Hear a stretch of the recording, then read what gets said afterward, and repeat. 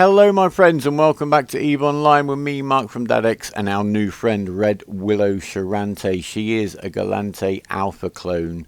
She's not been in a video before, bless her, but it's time she was, and we're going to go on a nice adventure. Now, relevant to this video is the fact she's got the highest skills for scanning that an Alpha can have.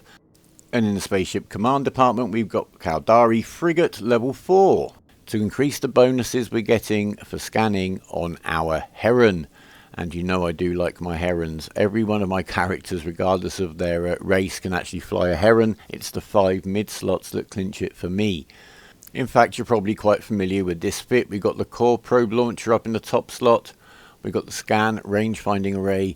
We've got the cargo scanner, a restrained micro warp drive, and the relic and data analyzer modules in the mid slots. Now that gives us complete versatility. Down in the bottom slots we've got the inertia stabilizers and we've got a warp core stabilizer. They're basically to assist in getting away.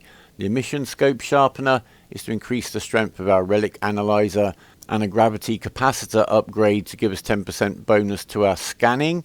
We've got a flight of Hornet 2s, I nearly said Warrior 2s in there. I'm not really sure why. This is all about running away. We're not here to fight. What are we here to do? We haven't had a jaunt in a wormhole for a good long time. So let's see what's going on these days. Now I found this wormhole here. It's leading to unknown parts of space. It's about to die. It's end of life, but that doesn't matter because we're not coming back out.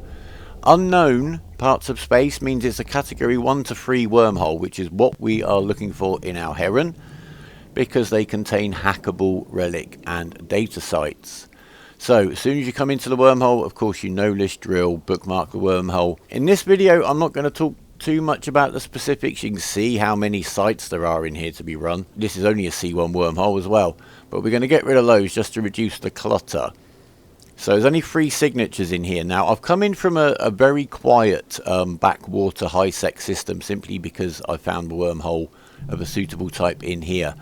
Now, as is very usual with wormholes accessed from high-sec, it's been probably looted already by somebody else. At least because this is a quiet one, no one's thought it was a good wormhole to camp, which is all good. That is the biggest danger, and a lot of you guys, if you have your first go at going into a wormhole from a reasonably busy high-sec system, A, there may not be much loot left in there, and B, there may well be somebody waiting for you there because there's lots of people coming in from a high traffic, high sec system. I usually go into wormholes from low sec, but exceptions can be made as long as you know what you're doing. Anyway, I'm not going to go through the technicalities of the scanning. There's going to be plenty of time for that. And by that I mean, I've come into this wormhole. We're actually now going to look for another wormhole to go and find some sites in. But the plan is to stay in the wormholes. We are not coming out. All we need is our set of probes. We're not going to run short of ammo or anything like that. We are basically going to spend a little bit of time in a C1, in a C2, in a C3, and just get a measure for if there's any difference in the spawns that come up in there, see what's going on, see if we get into trouble. Basically, I'm going to keep hacking until the Heron is full or we're dead, and if we die, I'll just go and get another Heron and maybe start again. Now, I'm obviously scanning here from a bookmark. I've shown you the tutorial kind of version of this, and I'll link to that video at the end of this one. But we are going to do a little bit of experimentation along the way. Once we're settled in, I'm going to basically log out in the wormhole. Now that is perfectly safe to do, especially if you know you've got no timers on you, there's nobody around, nobody's been scanning it down your safe spot. Anything like that, you can just log out and log back in. And yeah, carry on your day basically. Now the reason I brought the Heron is because with the 5 mid slots I don't need to bring a mobile depot or anything like that with me, because that is not only a little bit of time when you're actually putting that out waiting for it to deploy to change your fit, that is extra time you're going to be visible, you and the mobile depot. People are going to know what you're doing. They're going to know you'll be there for a little bit of time and they'll scan you down. It's one of the places that you're quite vulnerable, especially with no cloak. But even if you've got a cloaked ship, your mobile depot won't have a cloak and it's scannable. Anyway, here's a new thing, and that's the information icon right here in the middle of the screen. So this is telling us about this class 1 wormhole. It has a 30% ship velocity bonus, 30% maximum targeting range bonus, a 15% missile velocity bonus, so that's range, and a 30% bonus to missile explosion velocity, so they'll be better at hitting smaller, faster ships. 10% penalty to ship agility and a 10% penalty to status weatherfire strength. So check the effects in your wormhole, especially if you're going to hang out in one, and see if there's one that actually assists your stronger points on your fit or your skills. So the first wormhole we went and checked here in this wormhole went to low sec. This one is going to unknown parts of space. That's where we want to be going. So we are going to warp off. What I'm doing when I come to check the wormholes, I usually warp in between 70, 30, 40 kilometers away, just in case there is somebody cloaked up on the wormhole ready to decloak. Then what you ideally want to do, especially if you're saving the bookmarks for your friends, is to bookmark the wormhole itself rather than the bookmark from the scan result, because then the bookmark will take you to 0 at the wormhole. So you can jump straight through it rather than a few kilometers off where you've got a little bit of time to get in and jump through it, where somebody could decloak on you. So anyway, we're in the next wormhole, so remember the drill. Save the one you came in through. It's not that important, I guess, to us, because we're never really intending on going back. We haven't got to get back anywhere.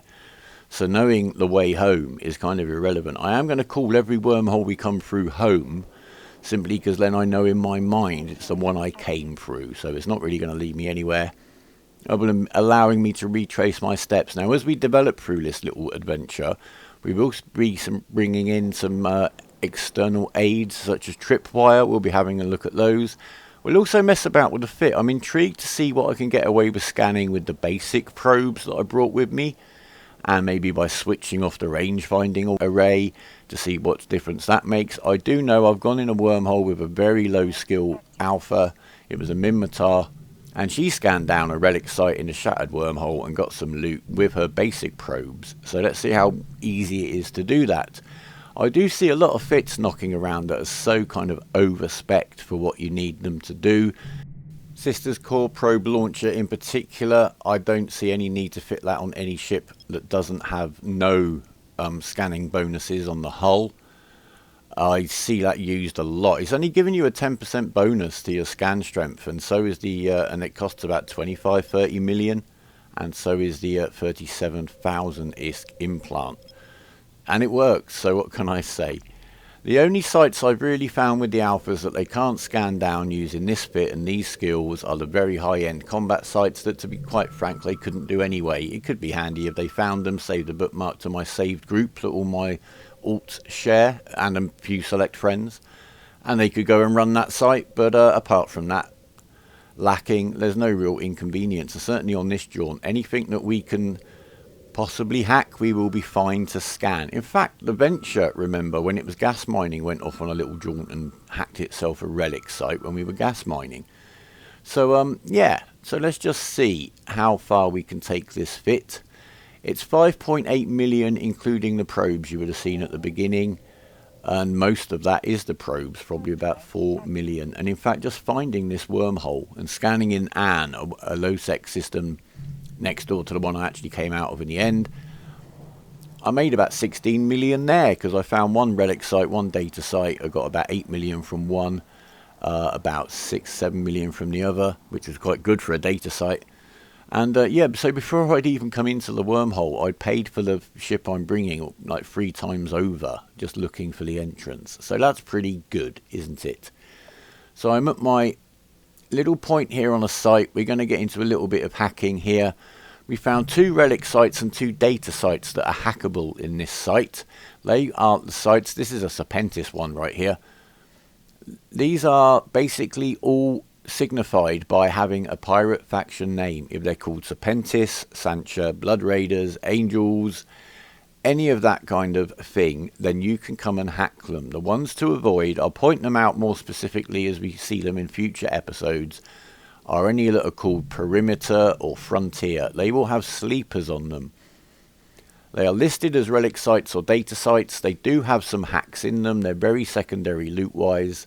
They're basically combat sites with some bonus little hacks at the end. Anyway, I fly through these hacks. Another thing I'm going to try on this trip is the rule of 6. I've never really used it. It is a way of avoiding bad things on that hacking grid. I find the hacking grid itself quite intuitive, and I storm through it. I've not really applied that rule of 6. I will try it when I've got time. I'm being very lucky in these 2 wormholes that despite my incessant descanning, Apart from a couple of control towers, I've found no sign of other players, seen no sign of other players whatsoever. There's not even an Eve Scout rescue cache in this wormhole, I think. We'll see. Anyway, the loot's totting up, but we're in here for the long haul. Now, I do know that the relic sites in the wormholes, when I was hanging out in the C2, could drop at over 100 million. The data sites were always very, very poor in comparison. Now, because I'm intending to stay and log out in this wormhole and come back when stuff has respawned, I am going to go and hack everything, every box, to collapse the sites so they will respawn. On my usual kind of just roaming through, and if I am just passing from system to system, or I should say wormhole to wormhole, I'll probably leave the data sites if I've decided they're still pretty rubbish and not worth the time. And I'm going to scan every box before I hack it using a cargo scanner, and I'll start leaving the poorer boxes. But if you're going to stay anywhere, you would need to get rid of the rubbish so you get the good stuff when it respawns. So that's something to bear in mind. I don't think twice about leaving sites half hacked if I know 3 of the boxes are rubbish. This is a very hazardous environment. The longer I'm up on that site, it's the only place I'm really vulnerable is on the site hacking and actually coming through a gate. Or I should say a wormhole. I keep switching those words around. These sites are very pretty, very well made, and we'll look at the details of each one and do a little tour as we go along. But this first episode is really just, this is what we're doing. This is van life in a wormhole in an Alpha Heron. And yeah, we'll see how we get on loot wise. Potentially this could become one of the most expensive Herons that's ever flown in New Eden once we take the loot into account. But we'll see. We'll cross that bridge when we get to it. And when we do need to get out or want to get out, then we're just going to scan down a wormhole that leads to low sec or high sec.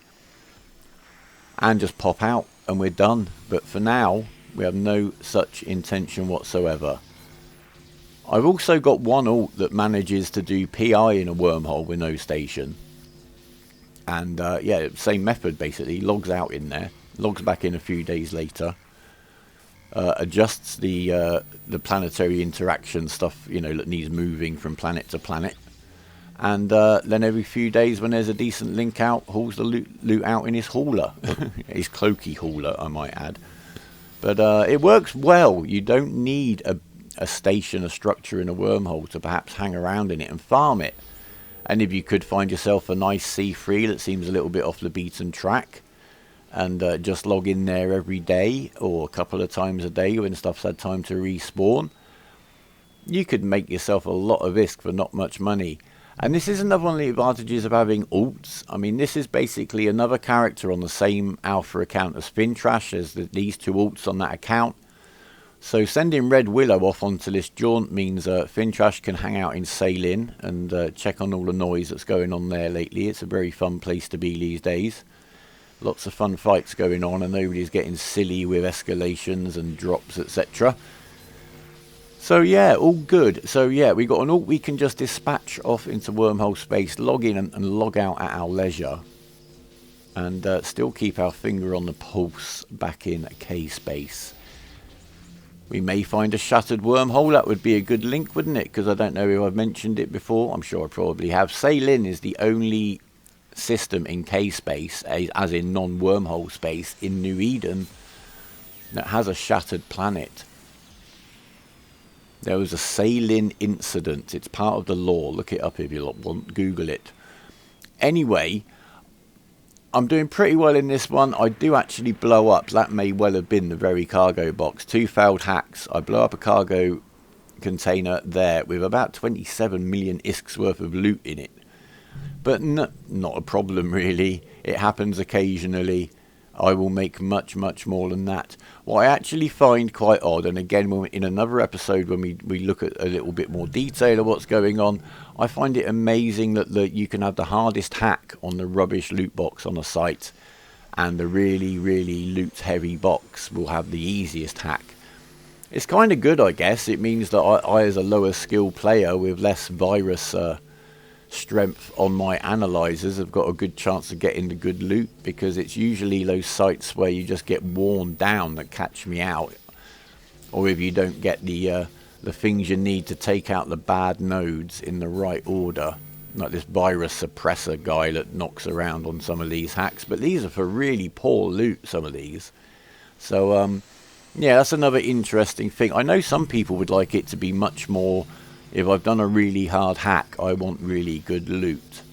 And yeah, I can see that argument about it, but I also like the fact, I guess the site spawns and it's level whatever, and the hacks are spawned to match that level, or across a little bit of a range, and then they're just dumped on the boxes regardless of the actual loot in them. Which results in that situation, but there you go. It doesn't always go perfectly, and I've not done much hacking lately, to be honest with you, so I'd need to get a little bit warmed up myself. So, when we're in the wormhole, we can do a couple of little checks on what's going on. Everyone's got Google, and I'm just going to type in Eve and the name of the wormhole, that's J and the number, and I will get a link to some information about this wormhole, I'm sure. Now, because we've got that new icon on the screen, it saves this step to a great extent. That you could never tell for sure what level of wormhole you were in unless you knew very specifically about the suns and the wormholes and this, that and the other, or you went and looked it up. But there you go. So there are sites here that will give you all the information that you're going to need about a wormhole. But probably the most relevant really is going to be the kill board.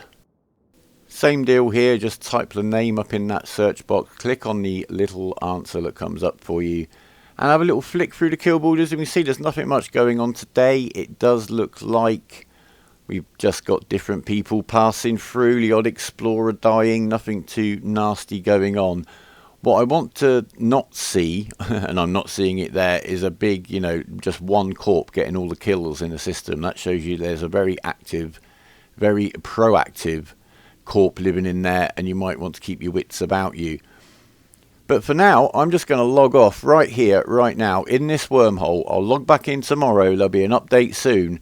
So I hope you've liked this. I hope this is interesting for you. We'll look at the details. We'll mess around. We picked up about 15 mil there, mostly from the relic sites, but we'll look at the details of that in the next episode and on the way forward. So, leave us a like if you've liked it, subscribe if you want to stay in touch. Any comments or suggestions are always welcome. Remember, even is believing. Take care of yourselves, each other, and for now, fly safe, fly brave, and goodbye.